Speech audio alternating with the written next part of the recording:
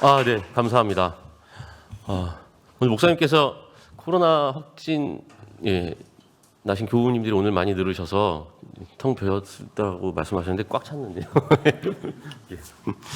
네, 저는 정말 이렇게 예배당 안에 교우분들이 가득 들어차 있는 상황에서 말씀을 나눈 게 정말 3년 딱 전인 것 같습니다. 저희는 아직 정말 많이 나오고 있었거든요, 교우님들 가운데. 그래서 주로 이제 온라인으로 예배를 참여하시는 분들이 더 많으셔서 저희는 아직 대면 비대면 이렇게 병행은 하고 있지만 그래도 느낌은 온라인 예배 느낌으로 하고 있습니다. 그래서 이제 뭐 오늘도 많이 줄었다고 합니다.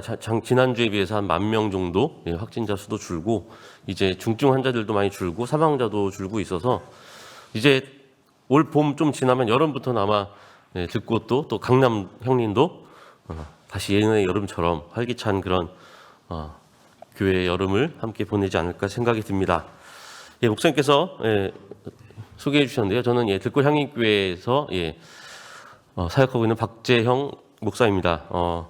처음이에요. 저는 가장 가까운 정말 피를 나눈 교회라고 할 수 있는 우리 강남 향인교회 정말 가까운 그리고 자주 또 들르기도 했던 곳인데 말씀을 나누는 건 오늘이 정말 처음이라서 많이 떨립니다. 목사님에 비해서 제가 키가 많이 작기 때문에 조금이라고 하려고 그랬는데 양심상 못하겠더라고요. 그래서 많이 작기 때문에 잘 안 보이실 수도 있습니다. 네. 지난주 함께 우리는 부활주일로 함께 모였고 또 그리스도의 부활을 기억하면서 그 부활의 의미를 되새기는 그런 시간을 가졌습니다. 4월은 부활절이 있는 달이면서 동시에 우리 역사에서 가장 고난과 비극이 가득했던 그런 또 달이기도 합니다. 물론 5월까지 쭉 이어지는데요.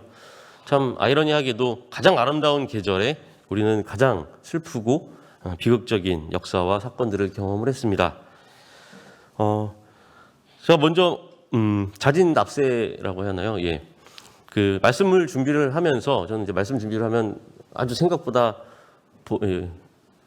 스트레스를 많이 받는 성격이에요. 성경은 66권 한정되어 있는데 또 여기서 어떤 이야기를 끄집어낼까? 매일 이제 주일 예배가 끝나면 그날 저녁부터 이제 고민을 하기 시작하는데요.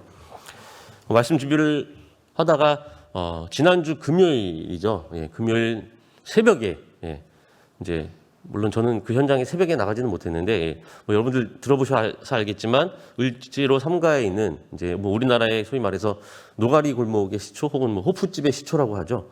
을지 오비베어가 이제 건물주에 의해서 강제 침탈을 당하는 이제 사건이 있었고요. 제가 이제 하필이면 그날 아침부터 저녁까지 수업이 있어서 현장에 바로 직접 쫓아가지는 못하고 이제 저녁 촛불교회가 이제 긴급하게 그곳에서 긴급 기도회를 드려서 이제 참여를 했습니다. 마음이 많이 아팠어요. 물론 저는 개인적으로 단골이기도 하지만 한국에서 그동안 2013년도 이제 귀국하고부터 정말 지속적인 그런 그 젠트리피케이션 현장에 이제 경험을 했었고 또 목격을 했었고 함께 연대를 했었는데 정말 여전히 쫓아내고 싶어하는 사람은 아직도 있고 여전히 쫓겨나야만 하는 사람은 이 서울, 이 대한민국 안에 무수히 많이 있구나라는 사실에 참 마음이 아팠습니다. 그래서 현장 기도회를 참여를 했는데요. 이제 놀라운 좀 광경이었어요. 아마 긴급한 사안이다 보니 많은 분들이 오셨는지 모르겠는데 물론 그 목요일 저녁, 목요일이었죠. 금요일이 아니라 목요일 저녁이라 또 이제 그때 이제 방역 지침이 풀려서 어마어마한 사람들이 소위 그 을지로 노가리 골목을 다 잠식한 만선호프 1, 2, 3, 4, 5, 6, 7에 꽉 차 있었습니다. 한 가게가 7개가 있다는 건 독점이죠. 근데 정말 원망스럽게도 장사가 너무 잘 되더라고요. 근데 또 놀랍게도 함께 이 촛불교회 기도회에 참석한 인원도 역대 가장 많은 인원이 아마 모였을 것 같습니다. 기독교인, 비기독교인 할 것 없이 거의 150명이 넘는 연대인들이 모여서 함께 기도회를 했습니다. 근데 저는 기쁘기보다는 막 입이 쓸 정도로 너무 이제 약간 화가 많이 났습니다. 왜냐하면 한쪽에서는 이 삶을 완전히 송두리째 빼앗겨서 슬퍼하는 사람의 울부짖음이 있는데 그 옆에서는 또 아무렇지도 않다는 듯이 마셔 하면서 이렇게 즐겁게 술자리를 갖는 사람들이 있어서 그 현장에서는 많은 괴리를 느끼고 저들이 마시는 저 잔과 저 살은 저 마시고 있는 사람들이 뭔지 알까라는 이제 느낌을 강하게 받았어요. 마침 제가 4월 10일 4.13 세월호 기억주일 때 함께 나눴던 내용이 성찬에 대한 주님의 만찬에 대한 성찰의 내용이었습니다. 그래서 그 잔은 우리가 기억이고 우리가 나누는 살은 그것을 실천하겠노라고는 약속의 재확인이다. 이런 성찰을 함께 진행을 했었는데요. 그 구절이 다시 떠오르면서 이번에는 조금 다르게 여러분들과 이 이야기를 한번 나눠보고 싶다라는 생각이 들었습니다. 그래서 부활절은 좀 지났고 우리가 오늘 성만찬이 있는 그런 주일은 아니지만 이 만찬에 대한 또 다른 해석, 또 다른 성찰을 한번 같이 진행해 봤으면 좋겠습니다. 먼저 유월절에 대해서 말씀을 드리겠는데요. 왜냐하면 그리스도의 성만찬이 바로 유월절 식사이기 때문입니다. 그리고 오늘 특별히 누가복음에 나오는 이 성만찬에 대한 기록은 다른 공간복음서들 혹은 요한복음과도 많이 다른 그런 뉘앙스를 갖고 있는 그 본문이기 때문에 제가 선택을 했고 함께 그 말씀을 해석하며 성찰을 나누고자 합니다. 우리는 그죠? 그리스도인들은 잘 알죠. 뭐 그리스도인들뿐만 아니라 교회를 다니지 않아도 출애굽에 관한 영화 한두 편만 봐도 누구나 아는 겁니다. 유월절 사건. 우리는 그 10개라는 영화도 있었고, 또 이제 최근에는 엑소더스라는 영화, 둘 다 이제 유명한 배우죠. 찰턴 헤스턴이라는 사람과 한쪽은 배트맨으로 유명한 그 배우인데 갑자기 이렇게 생각이 안 나네요. 저도 요즘 가물가물합니다. 어쨌든 그 영화의 장면의 아주 가장 클라이막스 중에 하나죠. 유월절 사건. 한쪽에서는 비명이 난무하고 한쪽에서는 안도감에 함께 어린 양을 잡아서 무교병과 함께 먹는 그 장면입니다. 기나긴 노예 생활을 이제 벗어버리고 새롭게 펼쳐질 자유의 삶을 향하기 위한 전날 밤, 이스라엘은 결코 훗날 그냥 마냥 웃고 즐거워하기만은 할 수 없는 그런 기억을 몸과 마음에 새깁니다. 이스라엘은 애굽 사람들의 피와 눈물로 얼룩진 그 비극을 등에 지고 광야로 나갑니다. 애굽 사람들은 온갖 자연재해에도 모자라 가장 소중한 자녀의 갑작스러운 죽음을 그저 눈앞에서 무기력하게 바라볼 수밖에 없었습니다. 모든 처음 난 것들의 죽음, 제 아무리 야훼 하나님의 심판이라고 할지라도 그것은 너무나도 잔인하고 가혹한 것이었습니다.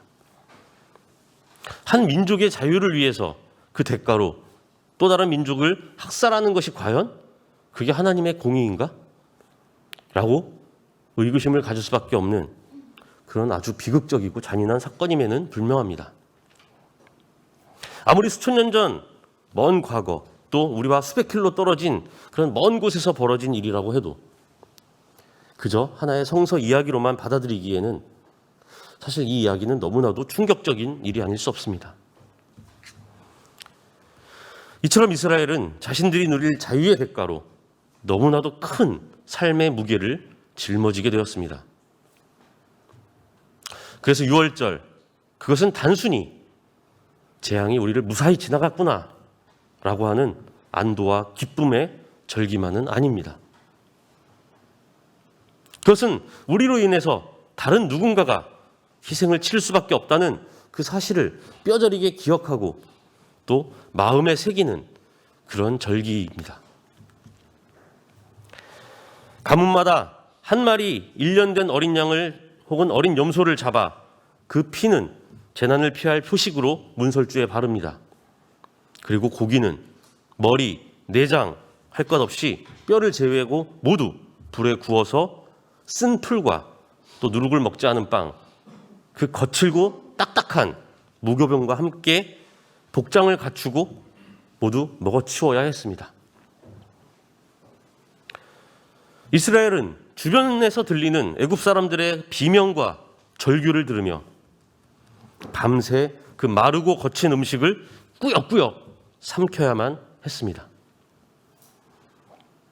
이것은 애굽 사람들의 고통과 슬픔을 함께 삼키는 그런 행위입니다. 비록 저들의 완악함에 대한 대가라고는 하지만 이스라엘은 자신들이 존속하는 동안 언제까지고 저들의 희생을 기억해야만 했던 것입니다.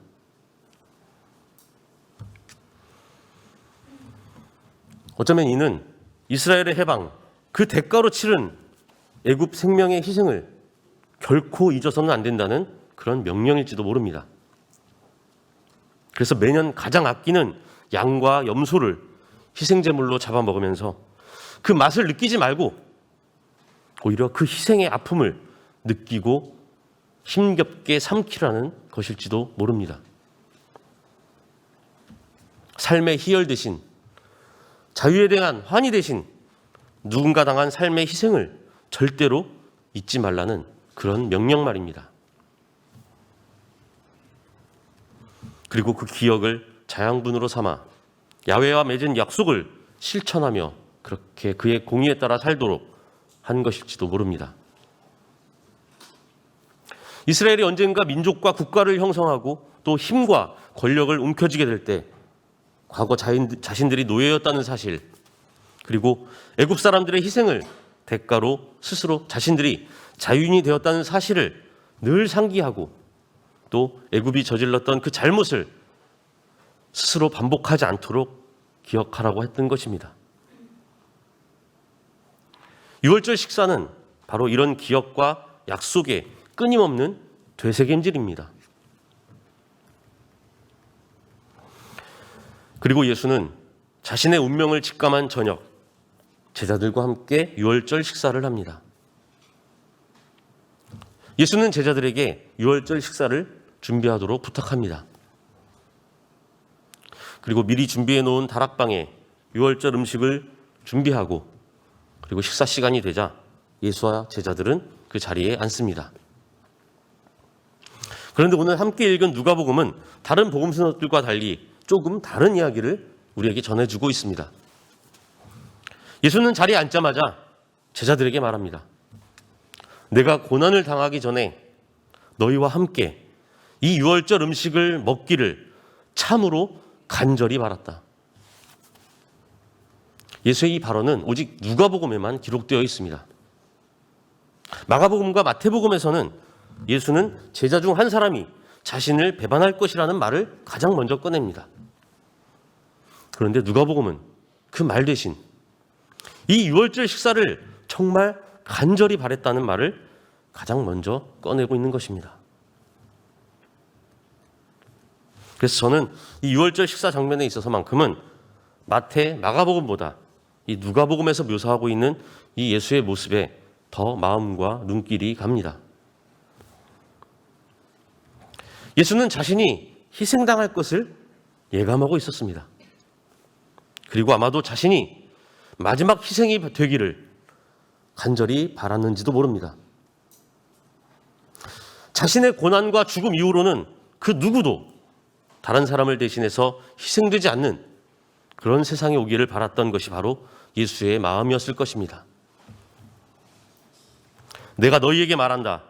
유월절이 하나님 나라에서 이루어질 때까지 다시는 나는 유월절 음식을 먹지 않을 것이다. 여러분, 예수의 이 말은 도대체 무슨 의미일까요? 우선 우리말 성서에서 유월절이 하나님 나라에서 이루어질 때까지 라고 기록된 부분은 사실 원문을 번역해 보면 유월절 식사가 하나님 나라에서 이루어질 때까지 라고 번역되어야 맞습니다. 그러니까 유월절이 아니라 유월절에 행해지는 식사를 의미하고 있다는 것입니다. 본래 누군가가 우리를 대신해서 희생함으로써 우리에게는 재앙이 닥치지 않았고 지나갔다 라는 사실을 기억하기 위해 계속 지속해 왔던 유월절 식사가 이 예수의 시대에 와서는 그저 하나의 명절 혹은 종교적 절기에 맞춰 그냥 형식적으로 모여서 행하는 가족 식사, 그 이상도 그 이하도 아니었던 것입니다. 아니, 어쩌면 이스라엘에게 저 유월절 식사는 이제 자신들의 안위를 위해 계속해서 다른 희생자를 필요로 한다라고 하는 그런 욕망, 그 욕망의 종교적, 관습적 표현이었는지도 모릅니다. 그래서일까요? 대제사장들과 바리새인들은 결국 유월절에 맞춰 예수를 이스라엘을 위한 희생제물로 선택했던 것입니다. 이제 예수는 스스로가 유월절 희생제물이 되기에 앞서 자신을 따르던 제자들과 함께 마지막 유월절 식사를 하고 싶었습니다. 그는 제자들만이라도 이스라엘이 메인 저 유월절의 굴레로부터 벗어나기를 간절히 바랬는지도 모릅니다. 그래서 그는 제자들에게 오늘 이 마지막 식사를 끝으로 다시는 현재와 같은 이런 의미의 유월절 식사가 지속되지 않기를 바랬는지도 모릅니다. 그래서 현재와 같은 이 유월절 식사가 계속 지속되는 한 다시는 그것을 먹지 않을 것이다라고 다짐한 것입니다. 예수는 그 유월절의 온전한 기억과 그 약속이 실현되기 전까지는 이제 다시는 유월절 음식을 먹지 않을 것이다라고 말한 것입니다. 유월절 식사가 하나님 나라 안에서 완성된다라는 것의 의미는 바로 이것입니다. 이제 도래할 하나님 나라에서는 더 이상 누군가를 위해 다른 희생 제물을 요구하지도 또 필요로 하지도 않는다는 것입니다. 그것이 하나님 나라입니다. 그래서 예수는 스스로를 이스라엘을 위한 마지막 희생 제물이라고 생각합니다. 예수는 자신의 이 마지막 희생을 기억하고 다시는 다른 희생 제물을 요구하지 않을 것을 자신의 제자들에게 약속하라고 당부한 것입니다. 이것을 받아서 함께 나누어 마셔라. 내가 너희에게 말한다. 나는 이제부터 하나님의 나라가 올 때까지 포도나무의 열매에서 난 것을 절대로 마시지 않을 것이다. 여기서 포도나무 열매에서 난 것은 피를 상징합니다. 그리고 이 피는 바로 애굽에서 처음 난 모든 것들을 죽이던 그 파괴자, 그 야훼의 심판자가 지나가도록 했던 표식입니다. 따라서 이제 더 이상 다른 희생제물의 피를 대가로 자신의 생명을 지키는 그 비극적 사태는 더 이상 일어나서는 안 되고 이제 멈추라는 것입니다. 이는 곧 하나님 나라의 도래 때까지 더 이상의 다른 희생제물의 피를 요구하지 말고 그 피를 내 안전, 우리만의 안전을 위한 표식으로 삼지 말라는 것입니다. 예수는 제자들에게 유월절 식사를 나누면서 여전히 다른 희생제물을 요구하는 저 이스라엘의 종교와 또 그 정신을 거부하고 부정하고 있는 것입니다. 예수께서는 또 빵을 들어 감사를 드리신 다음 떼어서 그들에게 주시고 말씀하셨다. 이것은 너희를 위하여 주는 내 몸이다. 이것을 행하여 나를 기억하여라. 그리고 저녁을 먹은 뒤에 잔을 그와 같이 하시고서 말씀하셨다. 이 잔은 너희를 위하여 흘리는 내 피로 세우는 새 언약이다. 이 구절은 우리가 그리스도의 부활을 기억하며 매 절기 때마다 행하는 성만찬 예식에서 매번 똑같이 나누는 구절입니다. 하지만 오늘 이 구절은 예전과는 좀 다르게 다가옵니다. 아까 말씀드렸듯이 저는 지난 목요일 저녁 을지 오비베어 불법 강제 집행 현장 긴급 기도회에 참여했습니다. 저는 그곳에서 또다시 이 자본의 폭력 앞에서 삶을 부정당하고 그 토대를 송두리째 빼앗기는 비극을 그저 무기력하게 바라볼 수밖에 없었습니다. 그 잔인한 희생의 현장에는 100여 명의 연대인들이 모였습니다. 그리고 절박함과 분노를 함께 공유하며 함께 모여 기도회를 시작했습니다. 그 기도에는 누군가의 것을 빼앗아야만 나의 안녕과 풍요를 누릴 수 있는 이 세계에 대한 저항이었습니다. 하지만 저는 한편 그 저항의 한가운데서 아주 쓰디쓴 입맛을 다실 수밖에 없었습니다. 6평 남짓되는 작은 노포마저도 집어삼켜야 직성이 풀리는 저 거대한 자본의 괴물 만선호프, 저 아가리 속에서 아무렇지도 않다는 듯이 왁자지껄 웃고 떠들며 맥주를 마시고 안주를 씹는 그 사람들을 보며 다시 한번 절망과 분노를 느꼈습니다. 과연 그 사람들은 지금 자신들이 뜯고 있는 안주가 누구의 살이며 마시고 있는 맥주가 누구의 피인지 알고 있을까요? 그들이 즐거이 씹고 있는 저 노가리는 지금 용역 깡패들의 폭력 앞에서 자신의 존엄성과 삶의 가치마저 모두 짓밟혀버린 을지오비베어 사장님들의 살입니다. 그리고 그들이 흥에 겨워 마시고 있는 맥주는 40여 년 정직과 성실로 살아온 그들의 삶이 자본에 의해 부정당해 흘리는 피입니다. 하지만 그곳에서 먹고 마시는 사람들은 그 사실을 전혀 알지 못하는 것 같았습니다. 아니, 굳이 알려고 하지 않는 것 같았습니다. 불편하니까요. 마치 오랜 시간이 흘러 유월절 희생의 의미와 정신을 망각하고 그저 현재의 무사함과 편안함에 취해 어린 양의 살을 뜯고 포도 열매의 피를 마시며 즐거워하던 저 이스라엘의 모습처럼 말입니다. 저들은 결국 유월절 만찬을 즐기고 그것도 모자라 또 다른 희생양을 찾아 십자가에 매달고 맙니다. 결국 언젠가 이 세계의 권력과 자본의 희생양이 되어 살을 뜯기고 피를 뽑히게 될 자신의 운명을 전혀 알지 못한 채 말입니다.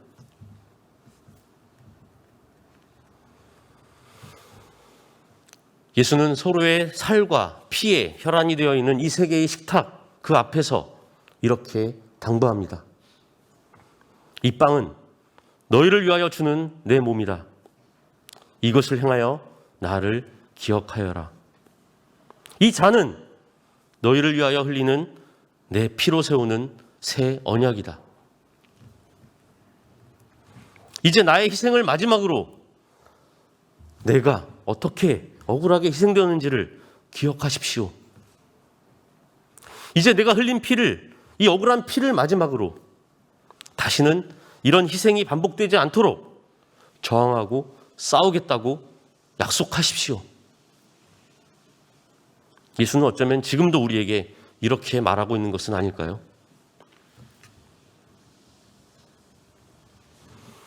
사실 이 구절은 예수의 죽음 이후 그의 죽음을 기억하며 그의 부활에 동참할 것을 약속한 초대교회 공동체가 고백한 신앙 고백의 내용이라고 할 수 있습니다. 그리고 교회는 지금도 이 신앙 고백 위에서 그리스도의 다시 오심을 공동체로 기다리고 있는 것입니다. 하지만 지금 교회가 이 땅의 그리스도인인 우리가 정말 그 부활을 기억하고 있으며 그 기억을 간직하고 있으며 또 그 약속을 실천하고 있습니까? 이제 우리는 빵을 떼며 늘 되새깁시다. 결코 그 희생을 잊지 않고 기억할 거라고. 그리고 잔을 나누며 끊임없이 새롭게 약속하고 또 다짐합시다. 그 누구도 희생제물이 되지 않도록 그리스도를 향한 우리의 신앙으로 함께 싸우겠노라고.